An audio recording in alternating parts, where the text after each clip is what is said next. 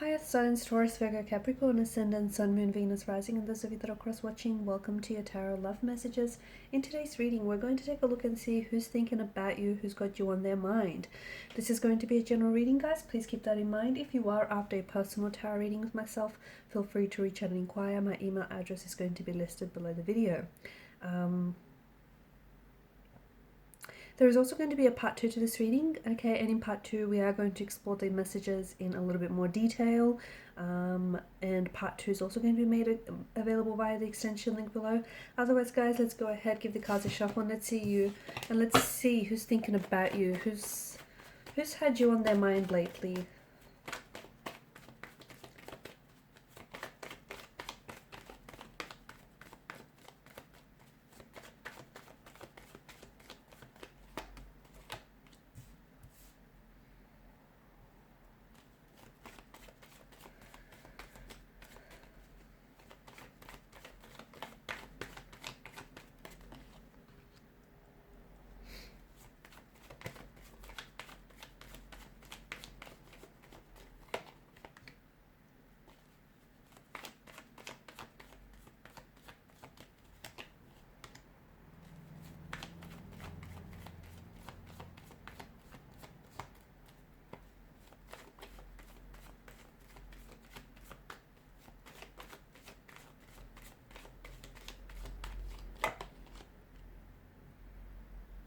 Wow, this is interesting. Okay.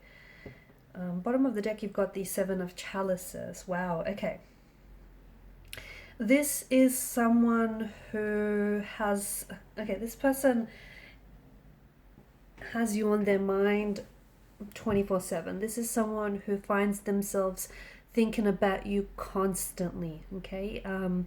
And the more they try to not think about you, the more they end up thinking about you, okay? This is someone who, I mean, this person is, let's just say they're obsessed. This is someone who is obsessively and repeatedly thinking about you, okay? This is someone who cannot stop focusing on you. They're fixated on you. They're infatuated with you. They're obsessed with you. And I feel like this is someone who almost feels guilty for thinking about you as much as they do, or who feels like, okay, you know, them thinking about you is very distracting, because it's to the point where I feel like they can't function properly, okay? I feel like they're feeling very distracted here, like they're thinking about, you know, about maybe the last time that they saw you, or the next date that they have planned with you. They're thinking about you, what you're up to. They're thinking about if you think about them too. I mean, this is someone who,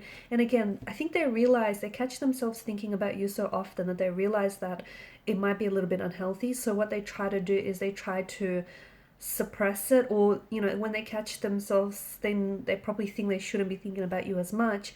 But what happens is, the more the more you resist something, the more it persists. So it's like, what I see for this individual is like, it's, notice, you know, it's very cyclical. Their thoughts keep circling back to you, and the more they try to resist those thoughts, the more those thoughts of you and your energy consumes them. Okay, this is someone with whom you have a very intense connection, okay? The energy, the chemistry is palpable in this reading. You know who this is, because this is someone who I feel like you're obsessed with, this person as well. This is someone whom you're heavily infatuated with, okay? It's love, it's lust, it's infatuation. This is, you know, you're the object of their desire. They're the object of your desire. There is a bit of an imbalance to the energies, as you can see. I do feel like I said earlier that this person almost feels guilty for thinking about you. The thing is, they may already be in a relationship or in a commitment with someone else, okay? And so they may be with someone else, but they're thinking about you and they feel guilty. But at the end of the day, you know, you can't help who you're attracted to. The heart doesn't know logic. It doesn't, right? You can't explain, you know, logic to the heart, I guess. And this person might not want to think about you as often as they do. You know, they don't necessarily want to be so distracted that they can't focus on anything else, but at the same time, they can't help it. Like, everything reminds them of you. You know, everywhere they go, they can they smell the scent of your perfume, or maybe, you know, the little things that you like to do, or the things that you like to wear, or the car that you like to drive. Like it's gotten to the point where it's so like they're so consumed by you. The other thing is, it's just this forbidden fruit kind of energy. Maybe because they know they can't have you, the fact that you're unavailable, or the fact that they're in a relationship with someone else and they know that they shouldn't be, you know, thinking about you, or they shouldn't be having these thoughts of you. Maybe this is what's heightening, you know, this feeling or this sensation even more, you know, the whole sense of the forbidden fruit. So this is someone who, yeah, I feel like this is a very heavily intoxicating energy. This person is like consumed by you, and they cannot get enough of you. But I do think there is something that is getting in the way, though. I do feel like this person is, I don't think you're aware how much time they spend thinking about you, fantasizing, daydreaming. There's a very strong chemistry, there's a very strong sexual energy with the presence of both the devil and the lovers. But of course, you know, both cards here do talk about choices, okay? And then you've got the Seven of Chalices, which sort of confirms this energy as well. See, this person, whilst they're thinking about you, so for example, if they are in a relationship with someone else, they're not giving that relationship 100%. Okay, or if the energies are interchangeable in this instance, if you're in a relationship with someone else and here you are, you're thinking about this other person, like you too yourself are not giving 100% to, you know, your partner or that relationship. So at the end of the day, you know, it's like someone here has a choice to make, or perhaps the both of you have a choice to make, because there's no way you can be in a relationship or in a partnership and give it that 100% if you're, you know, if you're off thinking about someone else and wanting to be with someone else. It's not fair. It's not fair to that person. It's not fair to you, right? So I do feel like whilst this person is thinking about you and daydreaming about you, there is this energy of them having to make a choice. Because energetically, this is someone who's gravitating to you. This is someone who's very drawn to you. This is someone who wants, they want you, okay? They want you badly, and they want more of you. They want to get to know you. They want physical intimacy. They want a connection with you. They want to build more of a connection with you. This person has a lot of sexual fantasies about you, but I don't necessarily see them acting out on anything, or at least not yet. I do feel like this is someone who is understanding their desires as well. They do feel like it's a little inappropriate. They either feel guilty for thinking about you as much as they do, or they feel like it's a little inappropriate.